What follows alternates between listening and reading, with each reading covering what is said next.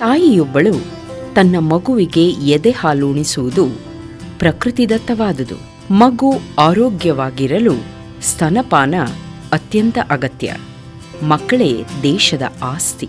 ಇದಕ್ಕಾಗಿ ತಾಯಿ ಹಾಗೂ ಕುಟುಂಬದವರು ಒಂದು ಮಗುವನ್ನು ಯಾವ ರೀತಿ ಆರೈಕೆ ಮಾಡಬೇಕು ಎನ್ನುವುದರ ಬಗ್ಗೆ ಹಾಗೂ ನವಜಾತ ಮಗುವಿನ ಪೌಷ್ಟಿಕತೆಯ ಬಗ್ಗೆ ಸಂಪೂರ್ಣ ಅರಿವನ್ನು ಮೂಡಿಸುವುದಕ್ಕಾಗಿ ರಾಜ್ಯ ಮತ್ತು ಕೇಂದ್ರ ಸರ್ಕಾರಗಳು ಹಲವು ಯೋಜನೆಗಳನ್ನು ಜಾರಿಗೆ ತಂದಿವೆ. ರಾಷ್ಟ್ರೀಯ ಆರೋಗ್ಯ ಅಭಿಯಾನದ ಅಡಿಯಲ್ಲಿ ನವಜಾತ ಶಿಶುವಿಗೆ ತಾಯಿ ಹಾಲುಣಿಸುವ ಬಗ್ಗೆ ತಿಳಿಸಿಕೊಡಲಾಗುತ್ತದೆ. ಇಲ್ಲಿ ಆಶಾ ಕಾರ್ಯಕರ್ತೆಯರ ಪಾತ್ರ ಮಹತ್ವದ್ದು. ಅವರು ಮನೆ ಮನೆಗಳಿಗೆ ಭೇಟಿ ನೀಡಿ ತಾಯಿಗೆ ಮತ್ತು ಕುಟುಂಬದವರಿಗೆ ಸಲಹೆಗಳನ್ನು ನೀಡುವುದು ಮಾತ್ರವಲ್ಲದೆ ಸರಿಯಾದ ರೀತಿಯಲ್ಲಿ ಮಗುವಿಗೆ ಹಾಲುಣಿಸಲು ತಾಯಿಗೆ ಶಿಕ್ಷಣವನ್ನೂ ನೀಡುತ್ತಾರೆ. ಆರೋಗ್ಯ ಸಂಸ್ಥೆ ಹಾಗೂ ಆರೋಗ್ಯ ಕೇಂದ್ರಗಳಲ್ಲಿ ಆಪ್ತ ಸಮಾಲೋಚಕರು ಹಾಗೂ ಶುಶ್ರೂಷಕರು ಓರ್ವ ಮಹಿಳೆ ಗರ್ಭಿಣಿಯಾದಾಗಿನಿಂದ ಮಾತ್ರವಲ್ಲ, ಮಗು ಹುಟ್ಟಿದ ತಕ್ಷಣ ಸ್ತನ್ಯಪಾನ ಮಾಡಿಸಲು ಅರಿವು ಮತ್ತು ಸಹಕಾರ ನೀಡುತ್ತಾರೆ. ಸಾಮಾನ್ಯವಾಗಿ ಹಳ್ಳಿಗಳಲ್ಲಿ ಒಂದು ಮಗು ಹುಟ್ಟಿ ಮನೆಗೆ ಕರೆತಂದು ಮಗುವಿಗೆ 6 ತಿಂಗಳಾಗುವವರೆಗೂ ಆಶಾ ಕಾರ್ಯಕರ್ತೆಯರು ಖುದ್ದಾಗಿ ಮನೆಗೆ ಭೇಟಿ ನೀಡಿ ಸರಿಯಾದ ರೀತಿಯಲ್ಲಿ ತಾಯಿ ಸ್ತನ್ಯಪಾನ ಮಾಡುವಂತೆ ನೋಡಿಕೊಳ್ಳುತ್ತಾರೆ. ಮಗು ಜನನವಾದ ತಕ್ಷಣ, ಅದರಲ್ಲೂ ಸಿಸೇರಿಯನ್ ಪ್ರಕ್ರಿಯೆ ಮೂಲಕ ಹುಟ್ಟಿದ ಮಗುವಿಗೆ 60 ನಿಮಿಷಗಳ ಒಳಗಾಗಿ ತಾಯಿಯ ಎದೆ ಹಾಲನ್ನು ಕುಡಿಸಲೇಬೇಕು. ಸ್ತನ್ಯಪಾನಕ್ಕಿಂತ ಮೊದಲು ಜೇನುತುಪ್ಪ, ಸಕ್ಕರೆ ನೀರು, ಹಸು ಅಥವಾ ಮೇಕೆಯ ಹಾಲು ಅಥವಾ ನೀರನ್ನೂ ಸಹ ಮಗುವಿಗೆ ಕುಡಿಸಬಾರದು. ಮಗು ಹುಟ್ಟಿದ ನಂತರ 6 ತಿಂಗಳ ಕಾಲ ವೈದ್ಯರು ಸೂಚಿಸಿದ ಔಷಧಿಗಳನ್ನು ಹೊರತುಪಡಿಸಿ ಬೇರೆ ಯಾವುದೇ ಆಹಾರ ಪದಾರ್ಥಗಳನ್ನು ಮಗುವಿಗೆ ನೀಡಬಾರದು. ಆ ಮಗುವಿಗೆ 6 ತಿಂಗಳ ನಂತರದಿಂದ ಪೂರಕ ಆಹಾರದ ಜೊತೆಗೆ 2 ವರ್ಷಗಳವರೆಗೆ ಎದೆಹಾಲು ಉಣಿಸುವುದು ಅತ್ಯವಶ್ಯ. ಹೊರಗಿನ ಪದಾರ್ಥಗಳಲ್ಲಿ ಕೀಟಾಣುಗಳು ಸೇರಿಕೊಂಡಿರುತ್ತವೆ. ಬಾಟಲಿಗಳನ್ನು ಬಳಸಿದರೆ ಅವುಗಳಲ್ಲಿರುವ ಕೀಟಾಣುಗಳು ಮಗುವಿನ ದೇಹವನ್ನು ಸೇರುತ್ತವೆ.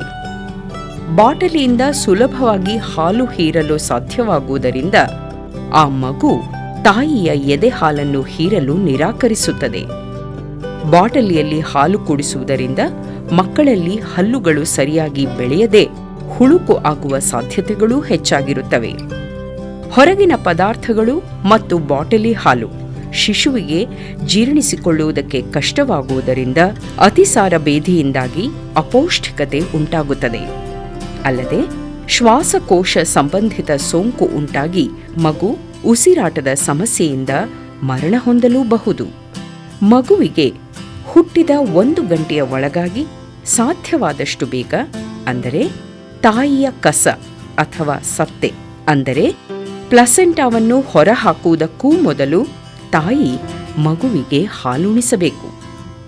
ಮೊದಲ 3 ದಿನ ಉತ್ಪತ್ತಿಯಾಗುವ ಗಿಣ್ಣು ಹಾಲು ಮೊದಲ ಲಸಿಕೆ ಇದ್ದಂತೆ. ಈ ಹಾಲು ಕುಡಿಸುವುದರಿಂದ ಆ ಮಗುವಿನಲ್ಲಿ ರೋಗ ಪ್ರತಿರೋಧಕ ಶಕ್ತಿ ಹೆಚ್ಚಾಗುತ್ತದೆ. ಇದರಿಂದ ಕಾಮಾಲೆಯಂತಹ ರೋಗಗಳಿಂದ ಮಗುವನ್ನು ದೂರ ಇಡಲು ಸಾಧ್ಯವಾಗುತ್ತದೆ. ತಾಯಿಯ ಹಾಲಿನ ಮೂಲಕ ಮಗುವಿಗೆ ಬೇಕಾದ ಪೌಷ್ಟಿಕಾಂಶಗಳೆಲ್ಲವೂ ಸಿಗುವುದರಿಂದ ಮಗುವಿನ ಮೆದುಳು, ದೈಹಿಕ ಮತ್ತು ಮಾನಸಿಕ ಬೆಳವಣಿಗೆಗೆ ಸಹಾಯಕವಾಗುತ್ತದೆ.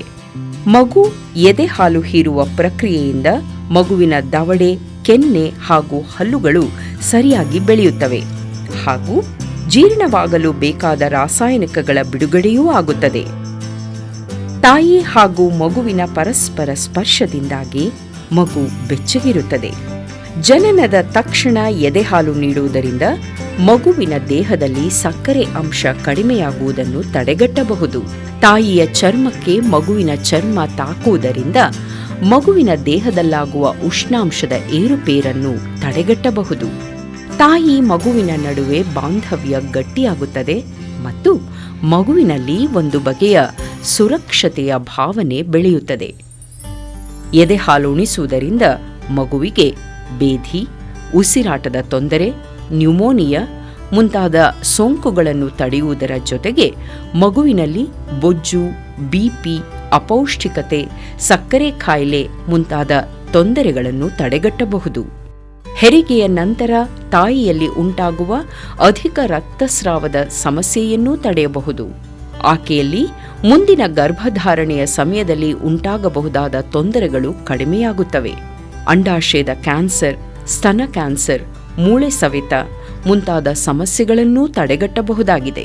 ಮಗುವಿಗೆ ಎದೆ ಹಾಲು ಉಣಿಸುವುದರಿಂದ ಆ ತಾಯಿಯ ಗರ್ಭವು ಗರ್ಭಾವಸ್ಥೆಯ ಪೂರ್ವದ ಸ್ಥಿತಿಗೆ ಮರಳಲು ಹಾಗೂ ಗರ್ಭದಲ್ಲಿನ ಪ್ಲಾಸೆಂಟಾ ಪೂರ್ಣವಾಗಿ ಹೊರಬೀಳಲು ಸಹಕಾರಿಯಾಗುತ್ತದೆ. ಎದೆ ಹಾಲು ಉಣಿಸುವುದರಿಂದ ಇನ್ನೊಮ್ಮೆ ಬೇಗ ಗರ್ಭಧರಿಸುವುದನ್ನು ತಡೆಗಟ್ಟಿ 2 ಮಕ್ಕಳ ನಡುವೆ ಅಂತರ ಕಾಯ್ದುಕೊಳ್ಳಲು ಸಹಕಾರಿಯಾಗಲಿದೆ. ಗರ್ಭಿಣಿಯಾಗಿರುವ ಸಂದರ್ಭದಲ್ಲಿ ತಾಯಿ ಗಳಿಸಿದ ದೇಹದ ತೂಕವನ್ನು ಇಳಿಸಲು ಎದೆ ಹಾಲು ಉಣಿಸುವುದರಿಂದ ಸಹಕಾರಿಯಾಗುತ್ತದೆ. ಮಾತ್ರವಲ್ಲ, ಮಗುವಿಗೆ ಹೆಚ್ಚು ಖರ್ಚಿಲ್ಲದೆ ಪೌಷ್ಟಿಕ ಆಹಾರ ನೀಡಬಹುದಾಗಿದೆ. ಕೆಲವೊಮ್ಮೆ ಹಲವಾರು ಕಾರಣಗಳಿಂದಾಗಿ ತಾಯಿ ತನ್ನ ಮಗುವಿಗೆ ಎದೆ ಹಾಲು ಉಣಿಸಲು ಸಾಧ್ಯವಾಗದೇ ಇರಬಹುದು. ಉದಾಹರಣೆಗೆ, ಸೀಳಿದ ತೊಟ್ಟುಗಳು, ಸ್ತನದಲ್ಲಿನ ಸಮಸ್ಯೆ, ಮಗುವಿಗೆ ಸಾಕಾಗುವಷ್ಟು ಹಾಲು ತನ್ನಲ್ಲಿಲ್ಲ ಎಂದು ತಾಯಿ ಭಾವಿಸುವುದು ಮುಂತಾದವುಗಳು. ಇಂತಹ ಸಂದರ್ಭಗಳಲ್ಲಿ ಆರೋಗ್ಯ ಕೇಂದ್ರಗಳಲ್ಲಿ ವೈದ್ಯರು, ಸಮಾಲೋಚಕರು, ಶುಶ್ರೂಷಕರು ಮತ್ತು ಸಮುದಾಯದಲ್ಲಿ ಆಶಾ ಕಾರ್ಯಕರ್ತೆಯರು ತಾಯಿಯ ಜೊತೆಯೇ ಇದ್ದು ಆಕೆಗೆ ಧೈರ್ಯ ತುಂಬಿ ಸ್ತನ್ಯಪಾನ ಮಾಡಿಸಲು ನೆರವಾಗುತ್ತಾರೆ. ತಾಯಿ ಖುದ್ದು ತನ್ನ ಮಗುವಿಗೆ ಎದೆ ಹಾಲನ್ನು ಕುಡಿಸಲು ಸಾಧ್ಯವಾಗದ ಪಕ್ಷದಲ್ಲಿ ವೈದ್ಯರ ಸಲಹೆ ಮೇರೆಗೆ ತೀವ್ರ ನಿಗಾ ಘಟಕದಲ್ಲಿರುವ ಶಿಶುವಿಗೆ ತಾಯಿಯ ಎದೆ ಹಾಲನ್ನು ಹಿಂಡಿ ಮಗುವಿಗೆ ಕುಡಿಸಲು ನೆರವಾಗುತ್ತಾರೆ. ಹಾಲು ಉಣಿಸುವುದರ ಬಗ್ಗೆ ಯಾವುದೇ ಪೂರ್ವಾಗ್ರಹಗಳಿದ್ದರೂ ಅವೆಲ್ಲವನ್ನೂ ನಿವಾರಿಸಿ ತಾಯಿ ಹಾಗೂ ಕುಟುಂಬದವರಿಗೆ ಸೂಕ್ತ ಅರಿವು ಮೂಡಿಸುತ್ತಾರೆ. ತಾಯಿಯ ಆರೋಗ್ಯದ ಬಗ್ಗೆಯೂ ಗಮನಿಸುವಂತೆ ತಿಳುವಳಿಕೆ ನೀಡುತ್ತಾರೆ. ತಾಯಿ ಯಾವ ರೀತಿಯ ಆಹಾರ ತೆಗೆದುಕೊಳ್ಳಬೇಕು, ದಿನದಲ್ಲಿ ಹೆಚ್ಚೆಚ್ಚು ಬಾರಿ ನೀರು ಕುಡಿಯಬೇಕು ಎಂಬೆಲ್ಲ ಅಂಶಗಳನ್ನು ಸರಿಯಾದ ರೀತಿಯಲ್ಲಿ ತಿಳಿಸಿಕೊಡುತ್ತಾರೆ. ತಾಯಿ ತನ್ನ ಮಗುವಿಗೆ ಪ್ರತಿ 2 ಗಂಟೆಗೊಮ್ಮೆ ಮತ್ತು ಮಗು ಅತ್ತಾಗಲೆಲ್ಲ ಹಾಗೂ ರಾತ್ರಿಯ ಹೊತ್ತಿನಲ್ಲೂ ಸಹ ಹಾಲುಣಿಸಬೇಕು. ತಾಯಿ ತನ್ನ ಮಗುವಿಗೆ ಹೆಚ್ಚು ಹೆಚ್ಚು ಹಾಲು ಉಣಿಸಿದಷ್ಟೂ ಆಕೆಯಲ್ಲಿ ಹಾಲಿನ ಉತ್ಪಾದನೆ ಮತ್ತು ಅದರ ಪ್ರಮಾಣ ಹೆಚ್ಚಾಗುತ್ತದೆ.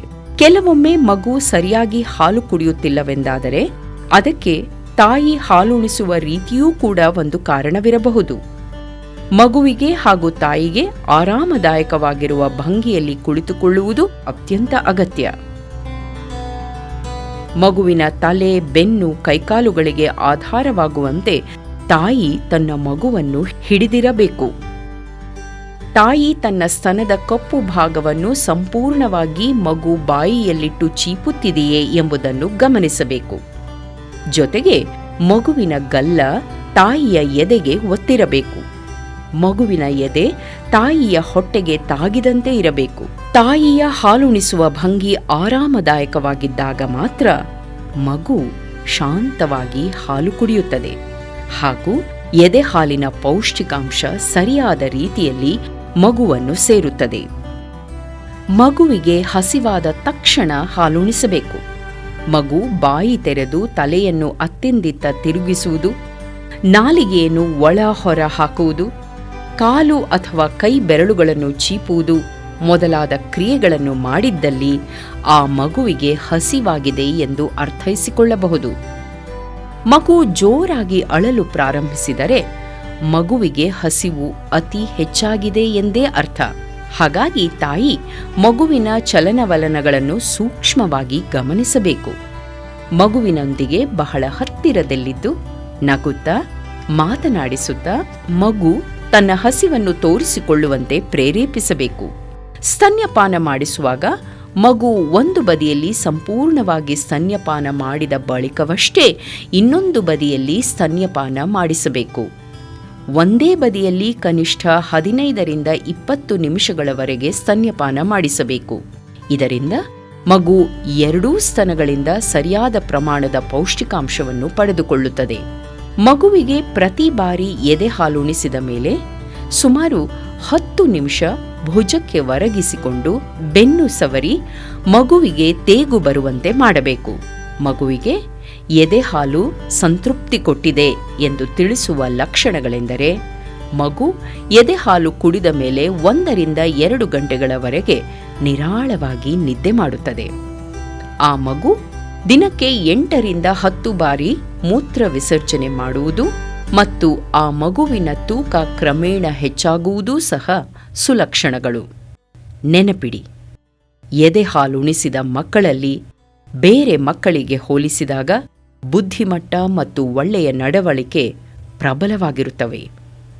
ತಾಯಿ ಮಗುವಿನ ಬಾಂಧವ್ಯವನ್ನು ಇನ್ನಷ್ಟು ಬೆಸೆಯುವ ಸ್ತನ್ಯಪಾನವನ್ನು ಸರಿಯಾದ ರೀತಿಯಲ್ಲಿ ಮಾಡಿಸಿ ಮಗುವಿನ ಆರೋಗ್ಯಕರ ಬೆಳವಣಿಗೆಗೆ ತಾಯಿ ಶ್ರಮಿಸುತ್ತಾಳೆ.